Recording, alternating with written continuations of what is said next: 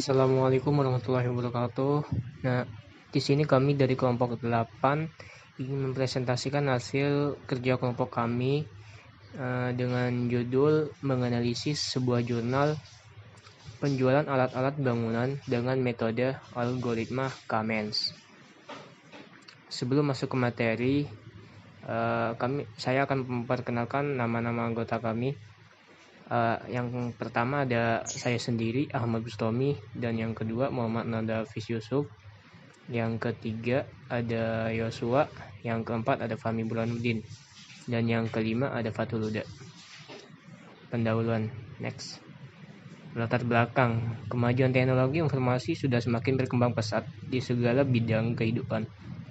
Banyak sekali data yang dapat dihasilkan oleh teknologi informasi yang canggih, mulai dari bidang industri, ekonomi, ilmu dan teknologi maupun berbagai aspek kehidupan lainnya.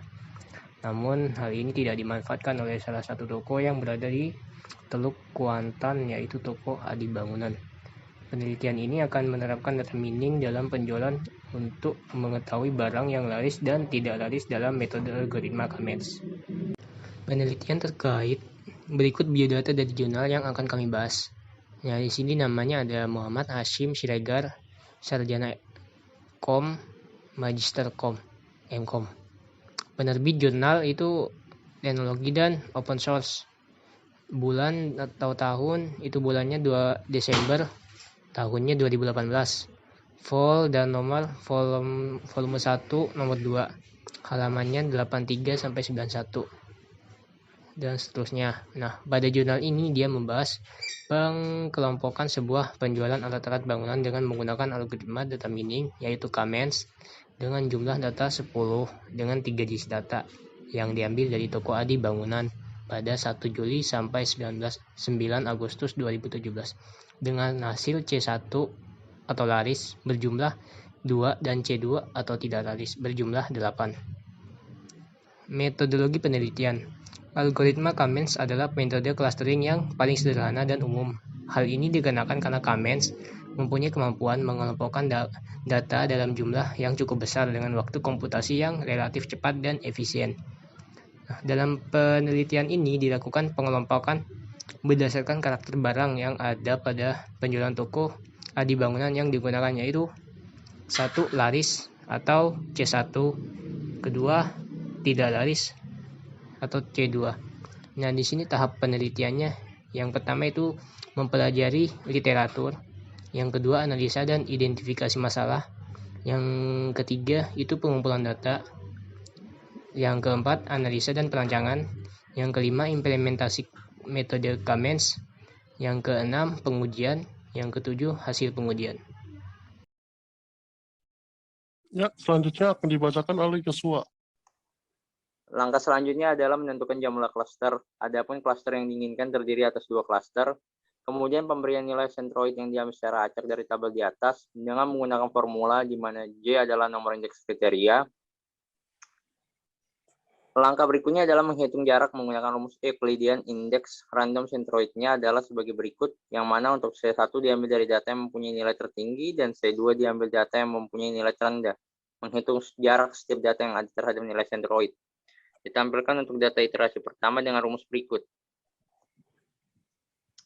D1.1 dalam kurung X2, X1 sama dengan X2 sama dengan X1 dirumuskan seperti ini, dan D1,2 dengan rumus seperti ini.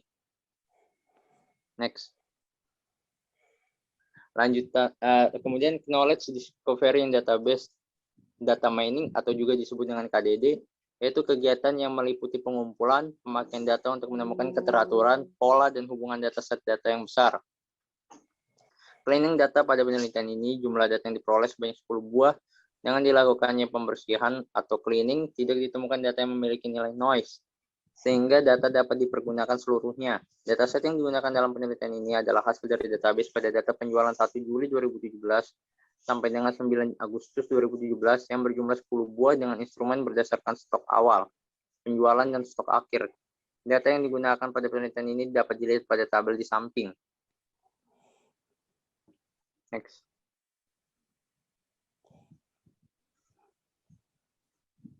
Hasil dan pembahasan. Pada proses ini kita menentukan sentroid awal C1 diambil dari data keempat dan C2 diambil dari data ketiga berdasarkan dari jumlah tertinggi dan jumlah terendah. Sentroid awal C1 3047528, C2 330. Menghitung jarak setiap data yang ada terhadap nilai sentroid ditampilkan untuk data iterasi pertama pada slide berikutnya. Oke, sini saya akan menjelaskan. Pada cluster pertama, di sini cluster pertama adalah 14, 78, dan 8. Data pertama adalah 633. Di sini dia 1 persatu, 6 diambil 104 pangkat 2 ditambah 3 diambil 76 pangkat 2 ditambah 3 diambil 28 pangkat 2 sama dengan 124,7. Sampai data pertama sampai data ke-10 bisa dilihat pada cluster pertama. Selanjutnya cluster kedua yang dimana cluster kedua ada 330. Pada data pertama adalah 633, D11,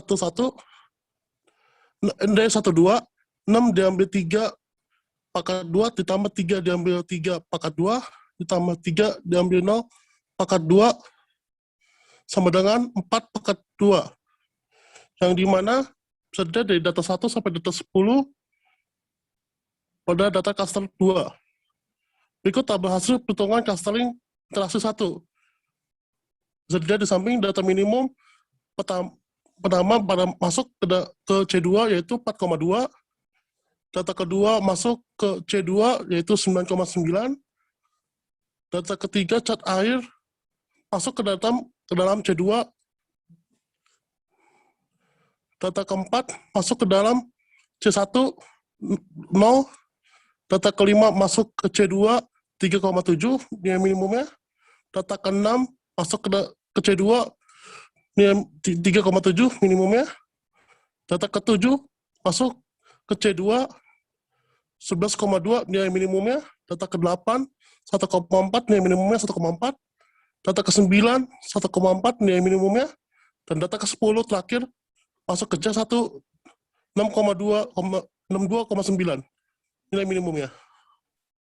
Maka berikutnya adalah menentukan letak cluster dengan cara membandingkan antara dua cluster.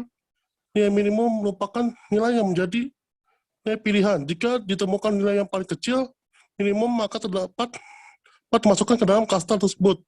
Untuk lebih jelasnya, lihat bisa tabel samping. Bisa dilihat seperti saya sebutkan tadi, data pertama 2, 3 masuk ke C2, keempat ke C1, 5, 6, 7, 8, 9 ke C2 lagi, dan data ke-10 masuk ke C1. Kemudian menentukan nilai cluster baru, centroid baru.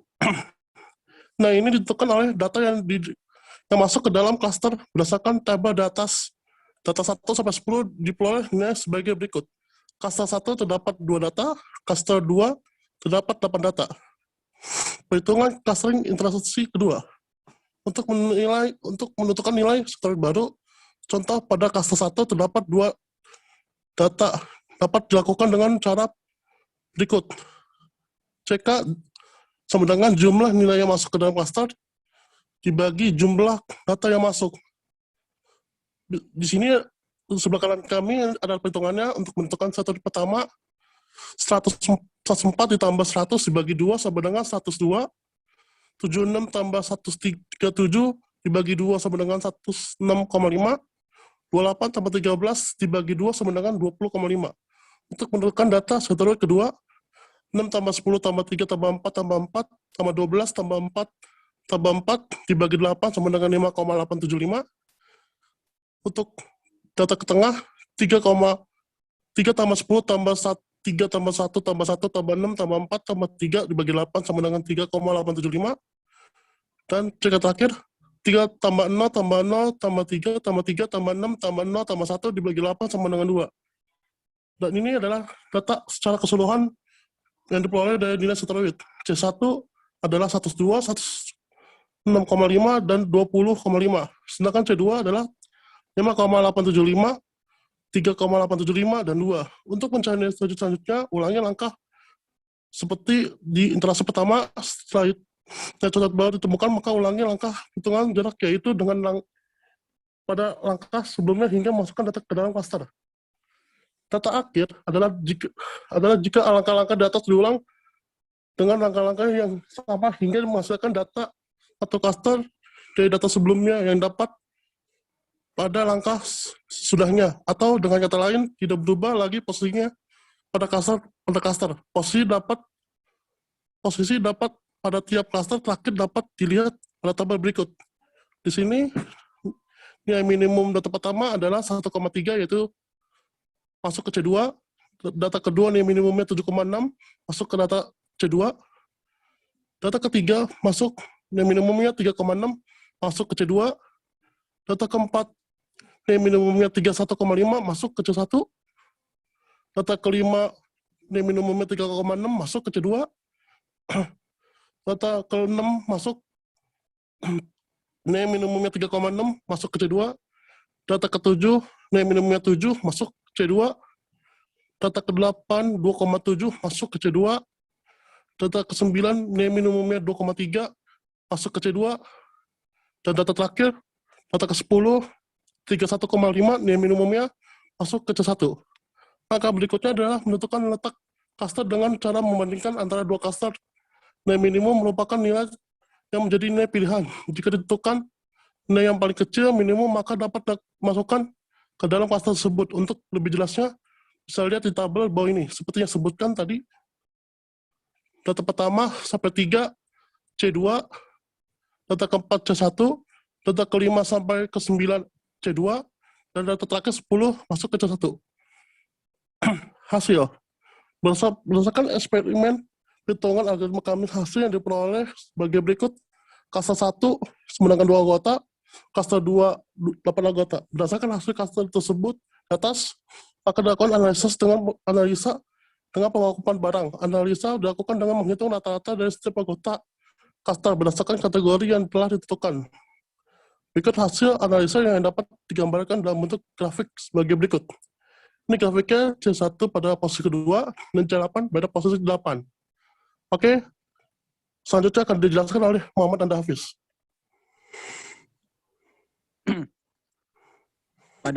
Berdasarkan hasil klaster di atas, maka dilakukan analisa dalam pengelompokan barang. Analisa dilakukan dengan menghitung rata-rata dari setiap anggota klaster berdasarkan kategori yang telah ditentukan. Berikut hasil analisa yang digambarkan dalam bentuk grafik sebagai berikut. Dan inilah hasil dari grafik C1 dan C2. Warna biru menandakan C1 dan warna merah ini menandakan C2. Next. Penutupan. Kesimpulannya adalah dalam penelitian ini dapat disimpulkan beberapa hal yang diperlukan untuk menganalisa penjualan yang terjadi di toko Adi Bangunan. Pada 1 Juli 2017 sampai dengan 9 Agustus 2017, data tersebut diolah menggunakan Cummings Cluster Ring untuk menentukan kelompok barang yang laris dan yang kurang laris. Dalam penelitian tersebut, penelitian menarik kesimpulan sebagai berikut. Poin pertama, menerapkan metode clustering dapat menentukan pembelian stok barang yang diperlukan dengan cepat. Dari penelitian yang dilakukan diketahui kelompok barang yang laris sebanyak 10 item, hingga prioritas pembeli stok barang diarahkan pada 10 item tersebut. Poin kedua, yaitu penerapan metode Cummings dengan menggunakan bantuan software Rapid Miner menghasilkan item barang yang laris dan yang kurang laris. Sehingga pihak manajemen dapat menentukan prioritas pembelian stok barang pada barang-barang yang laris. Bagian saran, saat ini kami menganalisa untuk menyelesaikan tahap akhir dari penelitian ini. Ternyata masih banyak kekurangan-kekurangan yang mesti diperbaiki dan dipenuhi, antara lain yaitu poin pertama, penelitian ini masih jauh dari sempurna dengan hanya menggunakan data penjualan selama 40 hari, yaitu pada tanggal 1 Juli 2017 sampai dengan 9 Agustus 2017. Poin kedua yaitu kami mengharapkan agar hasil dari penelitian ini dapat bermanfaat bagi mahasiswa dan khususnya toko Adi Bangunan dalam mengambil keputusan penyediaan stok barang. Selanjutnya ini jurnal asli kami. Seperti yang sudah dijelaskan mengenai klasterisasi penjualan alat-alat bangunan menggunakan metode Cummings atau studi kasus di toko Adi Bangunan. Adapun penjelasannya meliputi abstrak. Abstrak menjelaskan bagaimana persaingan bisnis saat ini berpengaruh dengan teknologi dan informasi saat ini. penjelasan data mining, penjelasan apa itu Keymeans atau Keymeans clustering, metode penelitian meliputi bagaimana menyelesaikan masalah sampai hasil penelitian, dan terdapat tabel-tabel jurnal asli kami, dan lain-lainnya.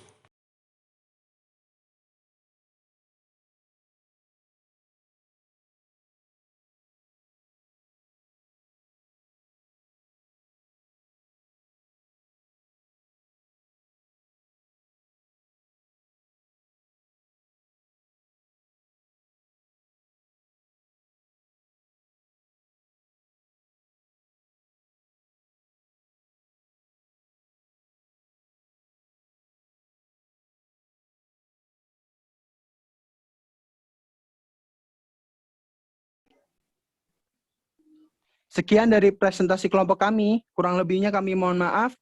Sekian. Wassalamualaikum warahmatullahi wabarakatuh.